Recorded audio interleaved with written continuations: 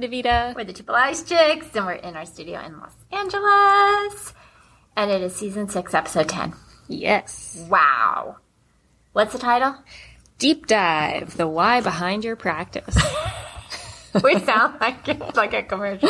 The why behind your practice. Well, we had a good question that somebody asked us what it actually means to deep dive. Yeah, because I posted something on social media, Instagram, I think it was, and it was a teacher I know, and he shot back, "What do you mean by deep dive?" Knowing exactly what I meant by deep dive. So he's like, maybe you should explain. I thought, oh, that's a good podcast. And we're like, yeah, it works. And we thought it was too. It was.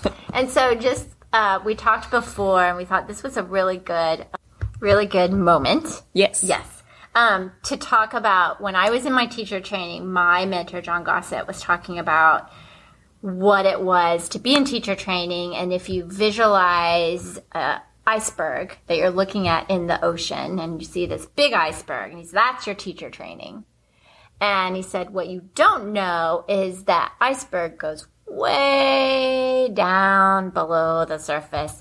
And that's your learning after your teacher training. Yeah. So what you're learning at first is that little tip at the top of the iceberg that you can see above the surface. Everything you can see. And so that's what we kind of mean by deep diving, is going deeper into and looking at that iceberg in a totally different way and going down and down and down and down, because it just keeps going and going and going.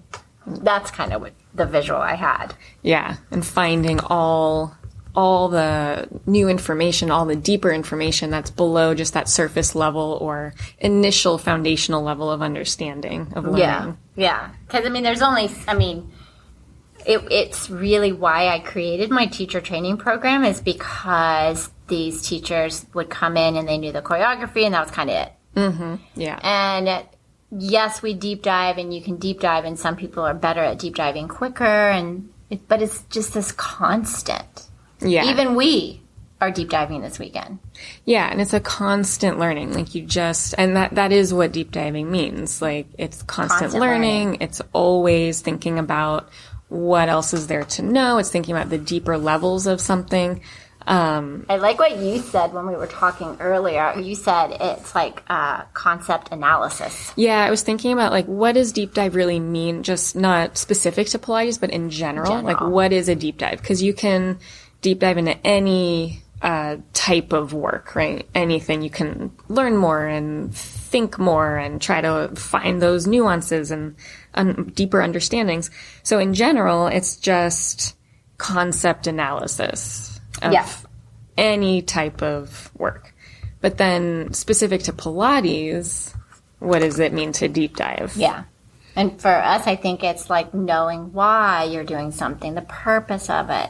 How do you get this? What are the building blocks, which we'll talk about? It's like all of that, and not just looking at just this exercise and those cues that we kind of have standard. Set. I mean, we were thinking about, like, preset cues, like a basic foundational level of understanding of Pilates is, the exercises on most apparatus, the choreography, the setup, and then the general preset cues that tend to be used for those exercises. Yeah, I call them the flight attendant cues. Yeah. They kind of are ones you just apply to anybody. Mm-hmm. And sometimes they can be helpful, and that can be a good starting point to understand what's being asked for in an exercise. But then you need to go deeper. You need to dive deeper. And okay, if these are the cues that are general and like the preset scripts of what's normal for an exercise, okay, what are we actually asking for? Why are we using those cues? Yeah, and I think that's a deep dive right there. If you think about it, it's like, why am I using this cue for this person? And what is the purpose of this cue for this person?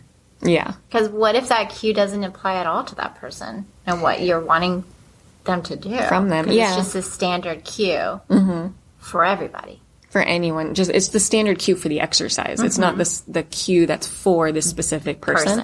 So maybe you start with that standard cue and you're like, okay, that didn't do anything. That didn't connect for them.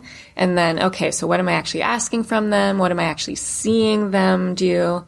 What is it that's needed? Wanting them to do, what is needed. What am I asking for? And I think if you are a teacher that's not deep diving and not continuing, like we said, to learn, that's going to be where you get lost. That's going to be a struggle. You kind of get stuck there. You get stuck there. Yeah.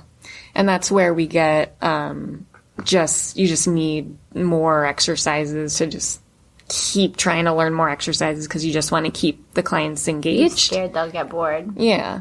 Or you're on that kind of like constant hamster wheel of the same cues, the same exercises, the same whatever, that you're feeling it too.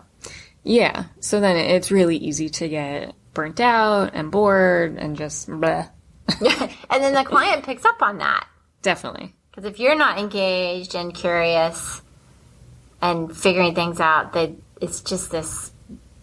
And they're not. They're not. And they can feel it, you know. Yeah. Because I know you're the same way. Like you and I do workshops for ourselves and our teaching all the time. And our clients love that. Yeah. Because they're like, ooh, you're continuing to learn. You're continuing to, like, so for them it's like this, wow, this is great. It keeps them engaged and they want to know things. And it's inspiring for them, too. Exactly. I mean, and we're not going to try to learn new exercises to throw new stuff at them. Like, we're learning, like, okay, I want to... Deep diving. I want to learn more movement theory about this or that, movement science about X or Y, some, you know, just deep dive into the different ideas of why do these Pilates exercises connect, or why does this help this one? What is this one actually asking for? Yeah. And a lot of it's we kind of go and learn building blocks that are maybe more functional training or maybe tools that aren't Pilates but are applied in a certain way. And then we can bring that back into our practice with our clients. Yeah, because then since we're trying to learn the purpose of everything, we can then use other movement styles, other things that we can bring into our sessions for Pilates. And it might not be Pilates, but it fits and it feeds in. Yeah. And it's working towards something for that person. And they get what the connection is. Yeah. Because the teacher understands what the connection is.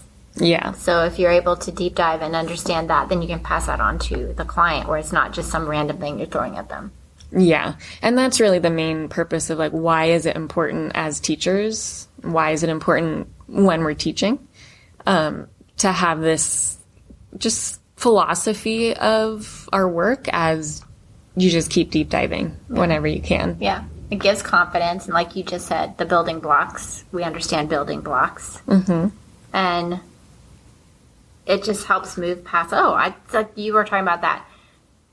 I call it the year of the feeling lost. You said the 5-year slump. The 5-year, and it really is. It's really.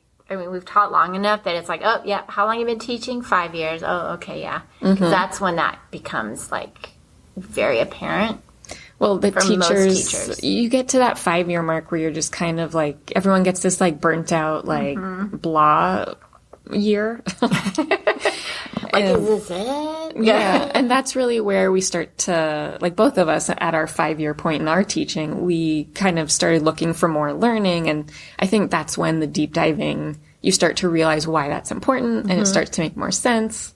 And so you look for like workshops or mentor teachers or other things to add into your education and your practice, your continuing education. I think one thing I really want for, especially we talk about it with our students, is to instill that deep diving into teachers as they're going through teacher training. Yeah. That wanting to explore, that wanting to be curious, to want to learn more. Instead of just like checking off boxes of things. Well, not just checking off like, okay, I did this many hours of practice. Okay, I learned all the exercises on the reformer. Done. Okay, learned all the exercises on the Cadillac. Check, check, check. And it's like, you do have to do all those things. Yeah. But that's the minimum. Yeah, it's a minimum. And I think if you apply that to, as we go our teaching journey, do we really want to just do the minimum? Right. No. It's boring. It's boring. And it's boring for our clients. And we lose clients because they're like, well, I'm not learning anything. Or I'm not changing. Or my teacher's bored. Yeah. I can feel it. Right. Because, I mean, if you want to go and do like a group class and just do your exercise class, and I mean, and that's great, and that's what that's for. Yep. But for how we teach, working one-on-one with a person, that deep diving is just so important because you're staying more engaged, you're keeping your client more engaged, you have more confidence in your own teaching, so you can really meet the client wherever they're at. Mm-hmm. And so even if you don't have like a total understanding of what they're coming in with, like if they have a certain injury you've never heard of or whatever, you still can understand how to work with them effectively and safely and support them in whatever needs they have. And if you're, like we're talking about, of that mindset, and let's say someone's coming to you, you're going to start deep diving and doing the so that when you do get in there and you can continue to go with them. Yeah. And like move forward with them. Yeah. And help them grow. We grow and help them grow. And help them grow. I remember when I was going through heritage training, it was our first weekend long thing up there. And we were learning the Before the 100. And I remember, and I think about this all the time because, you know, people, when we used to have the PMA conferences and you'd go to these little 2-hour workshops and everyone would write down the exercises. And you know they went home and just threw the exercises at the client. Everyone got those the next day. Yeah. It's like all the clients got these. And I remember Kara was like, do not go home and teach these to your clients. Yeah. You've got to live them. You've got to breathe them. You've got to go over them and practice them and feel. And it was like she was wanting you to deep dive in your own work before you sit there and start throwing, because you would understand why, and why are you giving this to this person, and what's the purpose of this. And I think it's so important as teachers that when we take our deep dives, that we don't just like go, oh, okay, notes, here you go, and just throw it at the client. It's like we've got to kind of absorb that and figure out where that applies into our teaching with this certain client. Yeah, I mean, and that's the main thing, the purpose. Yes, the purpose of it. Understanding the deeper purpose of the exercise. You can learn a new exercise, but what is the deeper purpose of it? What are the building blocks that make up that exercise? Where does it connect to the rest of the work or to that individual person and what they need? Yeah. And how is it helping in that journey with them? Exactly. Because you and I both teach a lot of the Kathy Grant. It's like, do we teach every single client that comes in keyhole arms? No.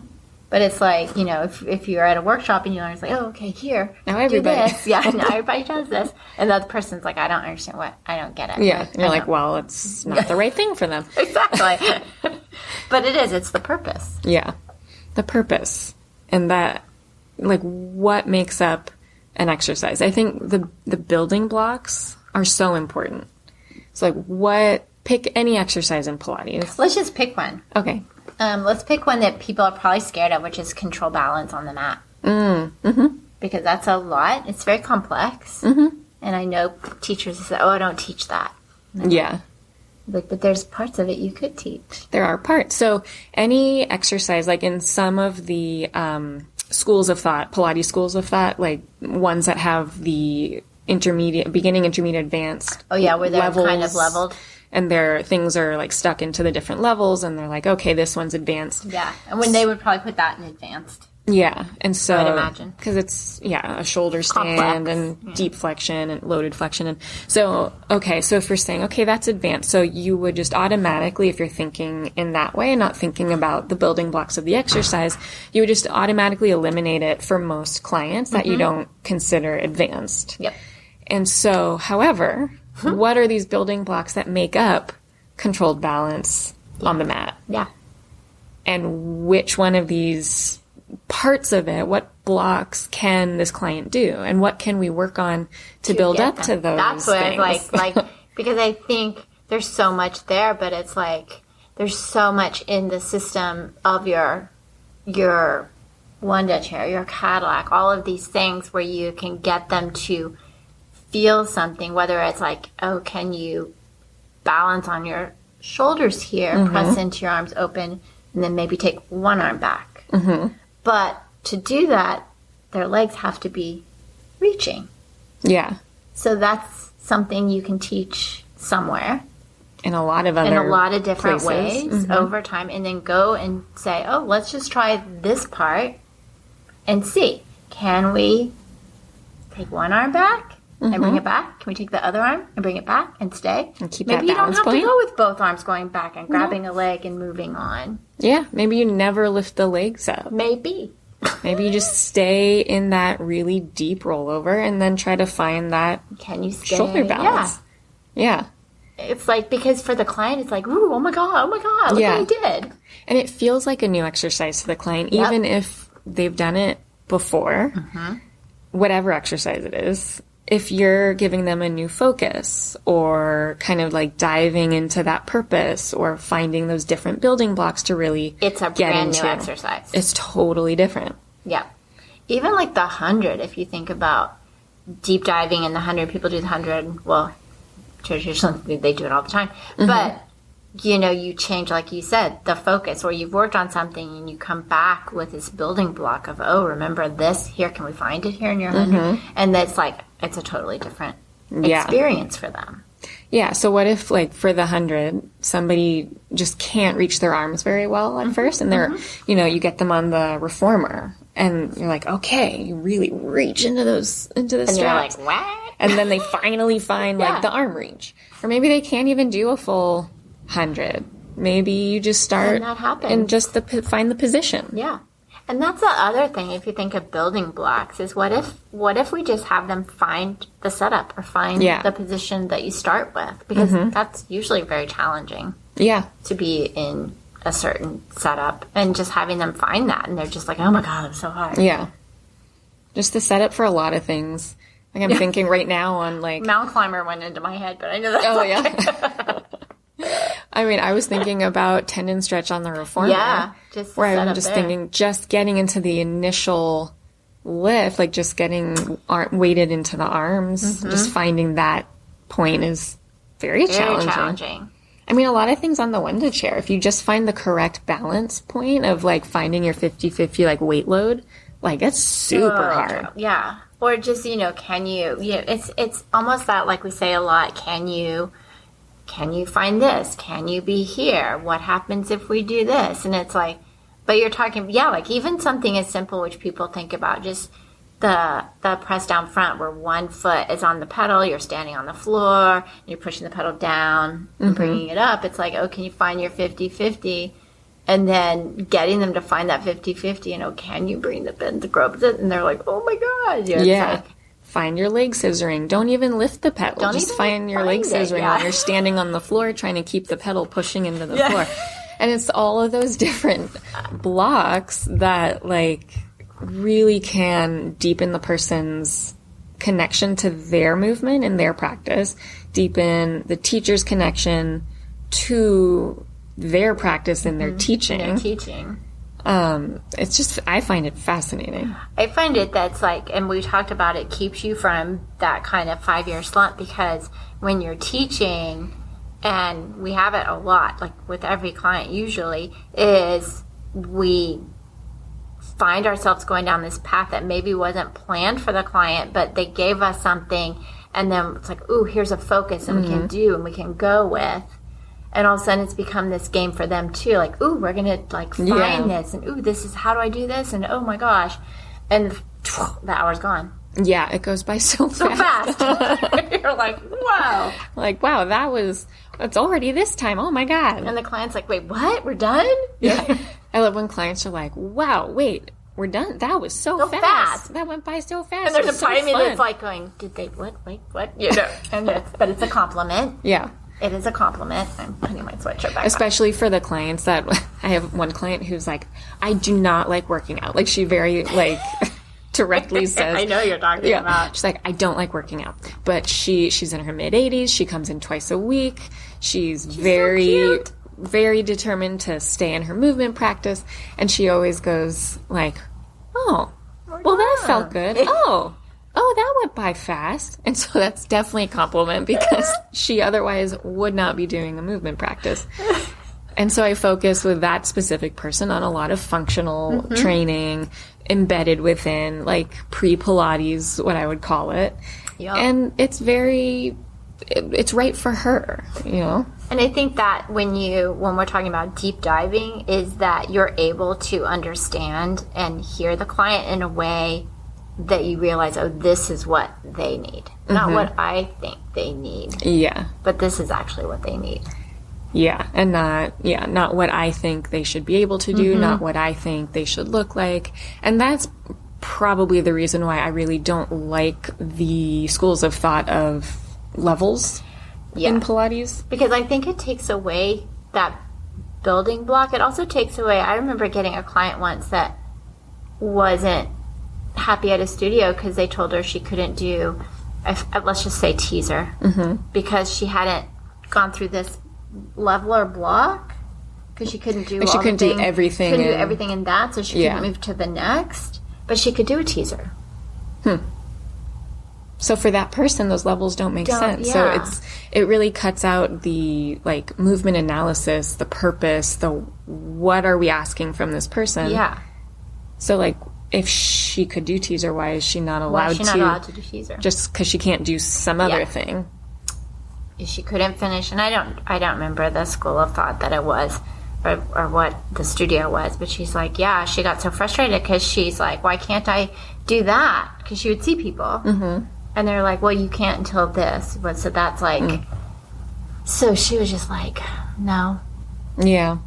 And then, and so that's frustrating for the client, and that just takes out for the teacher any kind of thinking about what you're asking for. Because if she can really reach her arms, or really find, like, after a backstroke on the box, if they can really find that punch, why can't you do and this teaser? Was teaser on the mat. Oh, okay. You're not even talking about the Not even on the box. Oh, it was on the mat. Never mind. Yeah. So, and it's kind of like, there's also, if you think about people's bodies, when you're deep diving, you're exploring different issues and this and that. And there are some people that never can sit cross-legged because their hips, even as kids, the mobility, the way their structure is, that is not going to happen. So what? They can't do this anymore, which means they can't do this. So you have to take all this away. But what if you have building blocks and you understand? And so this client could do teaser, but maybe she couldn't do this. Well, what is that? It's okay. Yeah. You can do what you can do. I mean, some people can never do certain things. Yeah. But I don't think you should take away, and that's where understanding the why, the purpose, and what you're giving the client makes sense. And that connects to, I think it was just our last episode, right, on stop limiting client movement. Yeah. So why are we taking away a whole movement for somebody that they can do just because we deem that they can't do this? Like we're like labeling them as, no, you can't do this because you can't do that. But no, let's see what they can do. Exactly. Let's let them guide it. Yeah.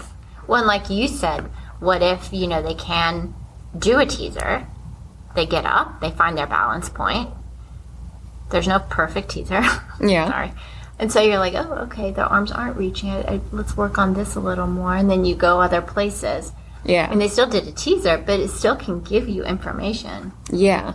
It's like, what do you see? What do you see in their teaser? And then if you see something that needs work, where else can you help them find that? Yeah. So if they need that arm reach, okay, where else can you find that arm reach? Not in a teaser. Yeah. And do something else. You're gonna build that through other exercises and get them into that like arm to back connection, the reach, the punch. Yeah, like he said, no, remember this, here you go. And they're like, oh yeah, there I am. And then eventually you do find it. Yeah. Instead of just limiting what we think they should do. Yeah. And I think, like he said, with the hour going so fast, and when we deep dive and we look at the work this way and keep learning this way, it's just every client, no matter how long you had them, like even clients we've had for years and years and years, are still interesting. Yeah. Because it's continuing to go a path in this deep dive with the client. You're learning together. Exactly. You're growing together. Yeah, yeah. And so they never get bored. You never get bored. And I think it's just, I feel like, and you and I had this discussion, and I actually talked about it with Kimberly about continuing education. And so many teachers don't seem to, I don't know, it just used to be so like a part of every teacher. That you go to workshops. That you continue to learn. Yeah.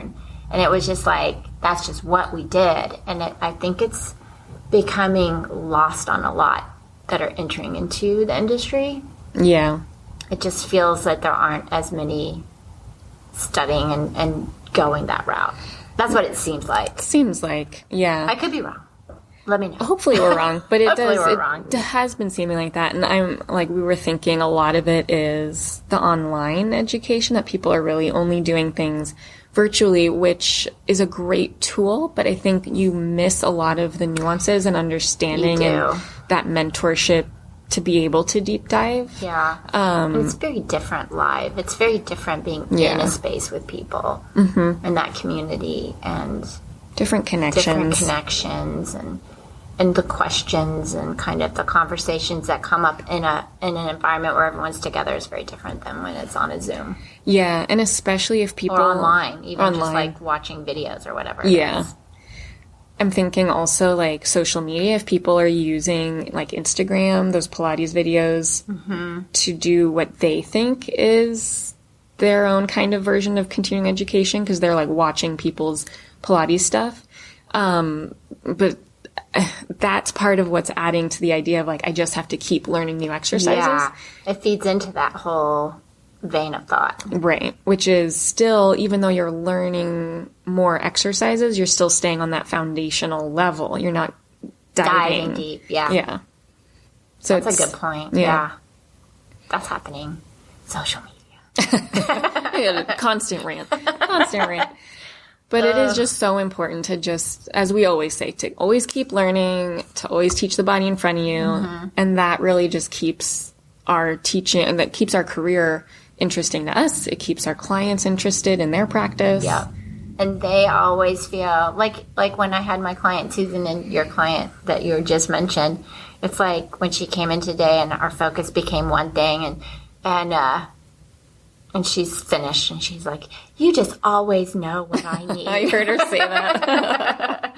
But she told me what she needed. Yeah. It was like, but you listened. But I listened. Yeah. And I had building blocks, and we know what to kind of like go with for them to get them to understand. You know, I knew in this position she's not going to get it. In this position she'll understand. Maybe we'll try this. Will it work here? You know, it's like this whole exploration. But for her, I was like, you always know what I need. And then for us as the teacher, it's just so interesting. It's so cool. So cool to see that. It was like, and the student was in here and she's like, yeah, I noticed when you were doing it this way, she just didn't understand. And then you put her here and then she got it. And then she went over and I'm like, yes. And you're just kind of figuring it out.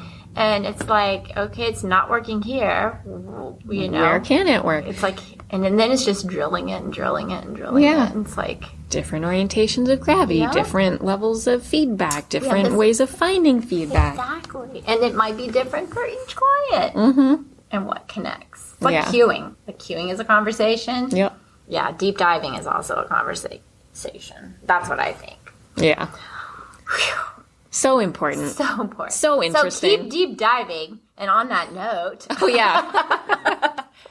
Talking about deep diving, our fall workshop, which is September 13th. Yeah. Is archival exercises. And it is kind of. It is a deep dive. It is a deep dive on those building blocks. Like, you'll probably not give your client wrestling bridge or high bridge or flying squirrel or control balance off. But why can't you understand the why, the how, the purpose, and those building blocks where, again, like we said, maybe it's just the setup. Maybe it's, can we get in this? Can we get to this point? Can we get here? How do we get the concepts to maybe attempt it? See where we go. So we're very excited. We're excited. We've got some on the Wonder Chair, the Reformer. Cadillac. Yeah, super fun. And you can book on our website your slot. We're keeping it in the studio and small. Yeah. And we're excited. Yeah. It's 10 to 2. Yeah. 4 hours. Yeah. And then we're getting our teacher training for fall starting set up into our own, again, deep dive kind of continuing education programs. Yeah. So exciting. So much happening. So much. So follow us on Instagram if you don't, because you can find things out there pretty much all the time. What else? Oh, we're on Threads, Reddit. Yeah, just look us up. We're everywhere. We're everywhere you look. But Instagram has the like constant updates. Yeah. And we do our little lives after each blog there. And can answer any questions. Yeah, and DM us anytime. But yeah, check out our workshop, September 13th. And thanks for listening. See you next time. Bye.